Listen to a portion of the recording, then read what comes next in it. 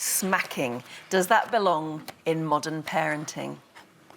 No, and it never belonged in old parenting either, quite frankly. I mean, I think I have proven enough over the years how ineffective smacking is, you know, and what we can do to make sure that we can raise our kids attached with boundaries and But sometimes, Joe, nurture. it is so hard when they drive you to that point of... I can't even say it, I'll be arrested. But you know, when you're tired and you're frustrated and the tantrums and you've tried everything... But then it becomes about the parent. Yeah, they're angry, they lose tiredness control. and anger, And the first thing you do is teach your child that when I'm angry, this is what we do, we hit. So what does your kid then end up doing? You know, we show that by example. Yeah. And that's not to take away, you know, that it is difficult and What how about hard try and it walk can away? be. OK, so I'm so ancient that I grew up in an era where every summer holiday my Welsh granny would make a birch rod and put it over the door of her cottage, and when I arrived for her summer holiday she'd just point at it and I'd almost wet myself. But that was sufficient. I bet you behaved, though, yeah. I behaved, and my mother would say she would I'm going to hit you with a hairbrush, and she'd hold the hairbrush up, and that was enough of a threat. So is that wrong or right? I think it's wrong, but it worked for you because the threat of that. But the reality is that They didn't ever children do it. push that. But they didn't do it because they didn't have to, right? Because it was enough for you. But for those kids that push the boundary, what do you do next? Yeah. And let's really talk about the elephant in the room, and that's the continuous great work that's being done by the NHPCC in recognising the reality is that that's child abuse, right? We've got child abuse here that exists in this country. We need to recognise those dysfunctional behaviours. We need to instill But we much more institutionalised parenting. it in our school system, didn't corporal we? punishment. Spare the rod and You know? spoil the child, all those sayings. We actually institutionalised that sort of abuse. There are still 19 states in America that have corporal punishment. No way. Still 19 states. Katie? Well, I will move on. So, I must say I'm very guilty of this one. Yeah.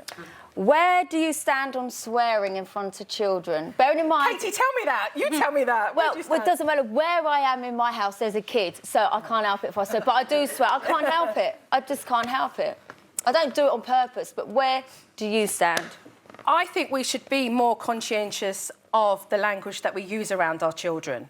And I believe that if you really focused on saying to yourself, I'm going to be mindful about not swearing, I bet you, I'd like to challenge you. I reckon you could do it. Well, I do really it on this show because everyone goes, Kate, how can you go on the show and you don't swear? Because I do swear a lot. And I'm like, because I have to control you have it. Yeah, well, but you it's can, about being and that's my controlled, point. isn't it? That's my point. You can, but that's not to say that you slip out and you do, and you go, okay, I just did that, not okay, And a lot of families use swear words as part of their conversation as well, and the kids grow up knowing that they shouldn't say that, but they do say it when they're not at home. But the reality is, as a parent, if you don't want your kids to do certain things, then recognise that you're their biggest role model, showing them every day. But they don't swear in front of me. They know not to say But they do it behind your back, probably. Probably with their friends, or they might just say something different. I'm like, I know what you're trying to say. Don't be clever. That's the older Did one. they tell you off for swearing? All the time. Yeah. Well, I'll tell They you... start saying, we're do going to it. put money in the pot, Mum, the amount of times you swear. Well, You'd have 5 holidays a year, Katie. probably would, yeah. 5 holidays a year. Hey, it's not just in front of kids, because at the weekend I was in New York and my friend took me to have breakfast with his mother, and she's 88, and on the way there in the taxi he said, don't swear in front of Mum. And I thought that's a really... I know. really... I did that once. I swore in front of my dad, and I still feel terrible about it. Just one word, but I thought I was awful. I let myself go in front of my dad, and he would have hated it. And I still feel ashamed. Really? Right. Get a grip, Anne. Right. Well, obviously, I've got a potty mouth. Yes. But let me ask Joe the next question, and it's a bit of a hot topic at the moment. Should we be raising our children gender neutral? It's a big topic. It's huge. It's a whole nother show, Janet. I know. It really Every day in is. the paper, I've just plucked some stories out of this week's news. That there's an all-woman Cambridge University College, so it's a college for women in Cambridge. It's going to, as announced, they're going to let in students who are living as female, even if their gender hasn't been legally recognised. And some schools are banning... Which is a good thing, Janet. Yeah, some schools are banning the words penis and vagina. I don't agree with that because, you know, our anatomy has names. And we should use the correct language for so.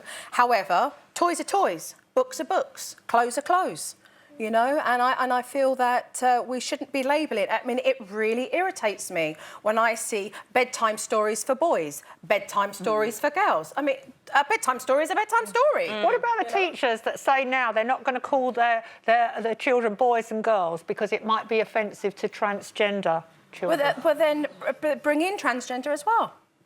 But isn't that making it a mouthful? No, I think I think everybody equally should be treated the same. We want the same love and compassion for everybody. If we want to raise our generation to have love and compassion for their neighbours, for our communities, then we have to. It's our age, here in this audience, us, to be able to be that example. You know, we have to start somewhere.